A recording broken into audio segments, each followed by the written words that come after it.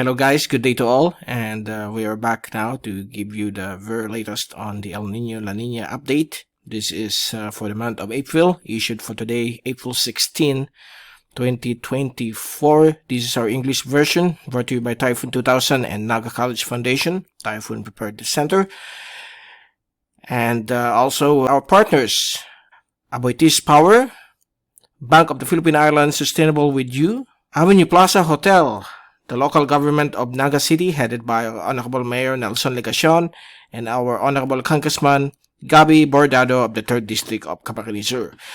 So, what's the latest now on the El Nino? On the latest report from the Climate Prediction Center of NOAA, in partnership with the Columbia Climate School, International Research Institute for Climate and Society, we are now transitioning from El Nino to ENSO neutral, or normal climate.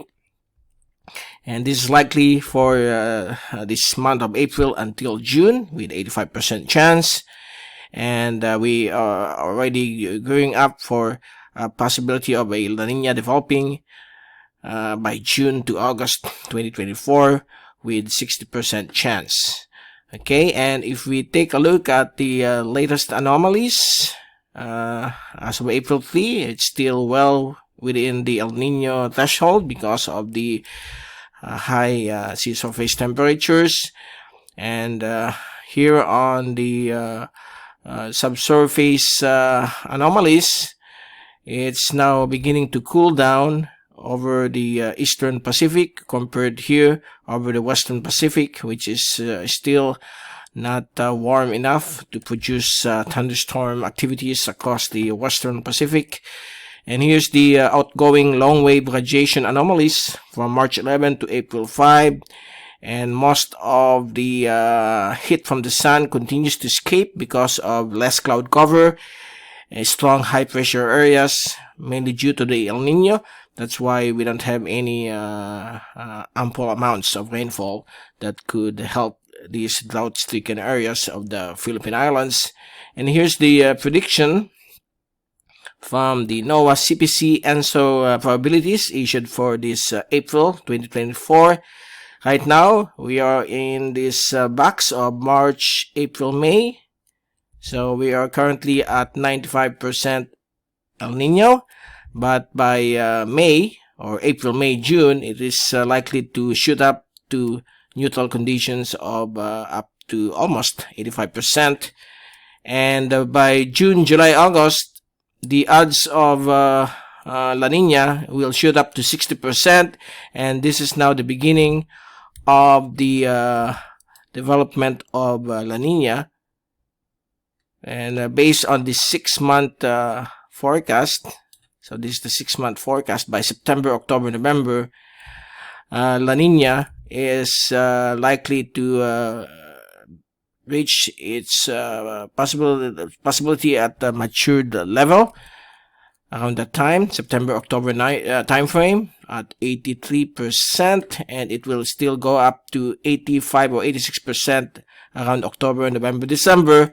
And this is the time that between October to February, that's the peak or the maturity level of either El Nino or La Nina. So we are now moving into the reverse of El Nino, which is La Nina, which means more rains will be expected during the last quarter of 2024 through the early months of 2025 across the Philippine Islands, including Indonesia, Australia, and other areas affected by La Nina. So likely, it's still a probability of a weak La Nina, not yet at moderate or strong level, since the graph here shows 85 or 84%. So this forecast of more than 6 months is still considered highly uncertain, so we will let you know in the coming months. But rest assured, we are now moving into a rain event scenario during the last quarter of 2024, and the effects of El Nino will continue through the start of the rainy or wet season over the Philippine Islands, although it will not reach on the average level, there will be rainfall because of the southwest monsoon, tropical cyclones, low pressure areas, intertropical convergence zone, troughs, okay, localized thunderstorms. So most likely middle of May, end of May, we are going to experience the beginning of this thunderstorm activity across the Philippine Islands. So watch out for that. So for now, we are now dealing with the high heat index, but the temperature is still within normal range, between 31 to 33 degrees Celsius as of this time, April 16.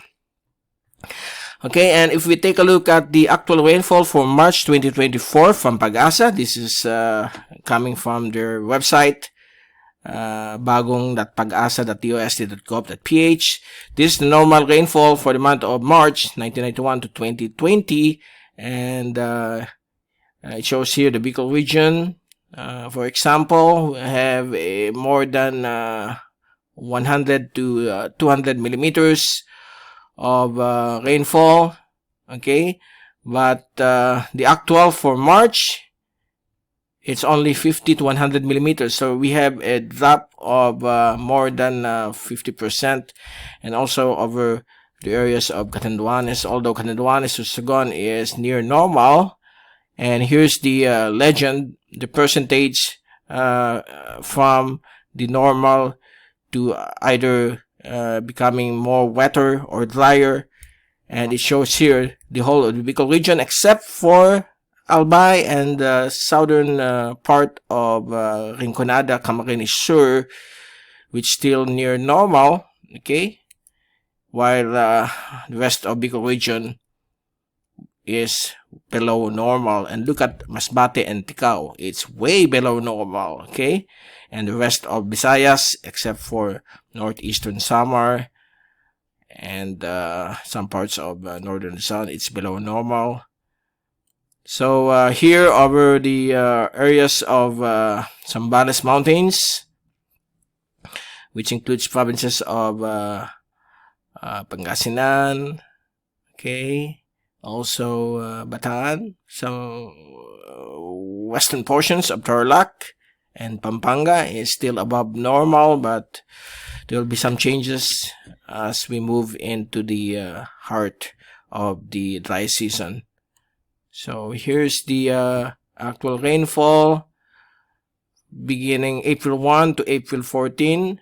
This is now the latest.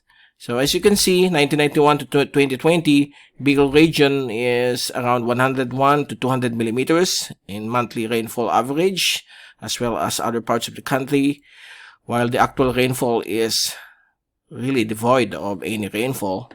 We cannot see any rain between April 1 to 14, and look at this, only the eastern sections of Samar and northern Samar can see some drops of rainfall from 26 to 50 millimeters, and for the percent of April 1 to 14, the rest of the Philippine Islands except for portions of southern Albay and northern Sorsogon, it's way below normal. So we are now feeling the effects of El Nino, matched with the ongoing dry season or the hot dry season.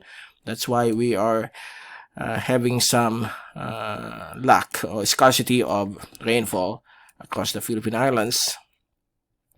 And as we take a look at the another slide from Pag-asa, this is the rainfall condition. Actually, this is for the month of March. We already showed to you a while ago. So it's already below normal or way below normal in most parts of the country. Near normal to above normal in most parts of Central Luzon, Quirino, and Pangasinan. They don't include the area of Albay and southern Camarines Sur. So it's still near normal, okay? But for the dry spell condition assessment from Pag-asa, this is now the latest as of March 31. The rest of northern Luzon and some parts of northern Central Luzon is under drought conditions.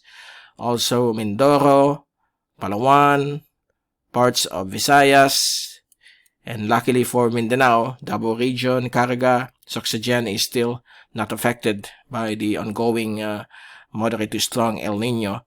But in the next few months, we'll be experiencing some dry condition to dry spell, but not at the drought level. So Bicol region, Legazpi, Albay is not yet affected during March 2024. The rest of Bicol region is now under dry condition as we expected, since March to May is really a dry condition for our areas. For other areas, just pause this video to view on what areas your place are in. Okay.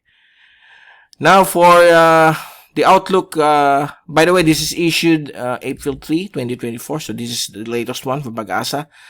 Now for the outlook or the forecast areas of potential dry condition, dry spell, and drought, by the end of April, Bicol region will now be under dry spell, except for Albay, not yet affected. I wonder why, but maybe it could move into dry condition. And Mindanao will also be experiencing a shift from normal to dry condition, dry spell, while the rest of the country is really under drought conditions, including Metro Manila and some parts of southern Tagalog provinces. Now for the end of May, you can also clearly see here areas of Mindanao returning back to normal because of the development of IDCZ, tropical cyclones, low pressure areas. IDCZ, okay, I already mentioned that. So localized thunderstorms will bring some much needed rainfall. But on the western and northern portions of Mindanao, it's under drought conditions because of the El Nino, as well as Mimaropa, Visayas, Masbate included, while Albay is now under dry condition at the end of May. Also dry spell across the rest of the Bicol region. Camarines Norte will be under drought conditions by the end of May. So those people living in Cam Norte, please take all necessary precautions by the effects of this drought due to El Nino. The rest of northern Luzon, except for Ilocos provinces, is still under drought conditions. The reason here, because of the possibility of onset of southwesterly wind flow, the beginning of the southwest monsoon, that there might be some rainfall here. Dry condition, still under the hot dry season of the Philippine Islands across most parts of central Luzon. Just pause this video or screenshot it and view all the areas here affected by this dry condition, dry spell, and drought.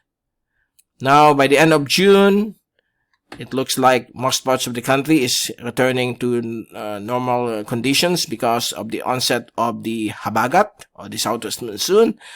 So we expect on the southern Albay, Sorsogon, Ticao, Masbate, Piliran Island, southern Leyte, Dinagat Island under drought conditions, and also Occidental Mindoro, Cavite, Batangas, Metro Manila, southern portions of southern portions of Central Luzon, Nueva Ecija, okay, and the rest of northern Luzon, except for Isabela, Aurora, Quirino, Ilocos provinces, will be under drought conditions, okay. Dry spell over the western sections of Central Luzon, that's Pangasinan, Zambales, Bataan, Tarlac, Pampanga. So that's the areas that's being felt by this ongoing El Nino, although the effects is on the end side, okay. But still, this is good news. By the end of June, we'll be experiencing some rainfall because of the return of the thunderstorms, LPAs, IDCZs, surface troughs, or tropical cyclones, or bagyo, okay. And look at this. Still at the end of July, we still have some drought conditions across northern and central Luzon, western Mindoro, Masbate. Same areas, mainly because of below average rainfall. Even though we are now on the monsoon or the southwest monsoon season, they will be still below normal, but we don't know if there's a strong cyclone or typhoon. And also here during August, and it looks like areas of the western sections of central Luzon and some areas of western northern Luzon will also experiencing some drought condition. But this is still uncertain. We will know in the next couple of months. End of September, we know normal, no dry spell, dry conditions expected across the Philippine Islands as we now shift into La Nina. Now for the Erie precipitation forecast, let's go to Asia. This is from the Columbia School of Weather and Society. They issue every month. They don't have yet the April update, but it's similar to the drought conditions that I showed to you a while ago. Let me make this smaller. So April, May, June, almost the entire country is below normal of rainfall. May, June, July, still below normal. June, July, August, except for Mindanao, the rest are still below normal rainfall. And July, August, September is still below normal here over northern and central Philippines, except for Mindanao, where the onset of the southwest monsoon, IDCA, thunderstorms, or tropical cyclones will bring rainfall over that area. Okay, and here's the effect of what we are going to prepare for the next 12 months. Because of the approaching La Nina, we expect above average rainfall over the Philippine Islands, Indonesia, Australia, except for Western Australia, between November to April for the Philippine Islands. The rest, you can see it here on the map. Okay, so how El Nino works. This is just a short infographics to explain to you. When we have El Nino, the trade winds are weaker, okay? And then you can see this white line. This is known as the North Equatorial Countercurrent, because the North Equatorial Current, the warm current, is usually from east to west, but during El Nino it reverses. It goes to the east, to the east, and it creates warmer than normal sea surface temperature over western sections of the northern South America. So rainfall are much higher here, and also over the Central Pacific. While here over the Philippine Islands during El Nino, we have high pressure areas. Okay, this is the Walker circulation. When we have a high pressure here during El Nino, we have low pressure here over Eastern Pacific. And the sea surface temperature is cooler than normal. That's why we don't have any strong thunderstorms as of this time, and less rain across eastern and the parts of Central Australia and also the Philippine Islands. So you can see the equatorial thermocline. This is the boundary of cool and warm sea surface temperature, suppressed upwelling, because usually it goes up, this cold sea surface temperature, but during El Nino it flattens out. And here's La Nada. La Nada is another word for neutral or normal climate. So this is usually the normal conditions. We have trade winds here. We have high pressure or sinking air here. Here over the Western Pacific and the Philippine Islands, we have air rising up, low pressure areas, rainfall. The sea surface temperature is warmer, okay, here, up to 150 meters below.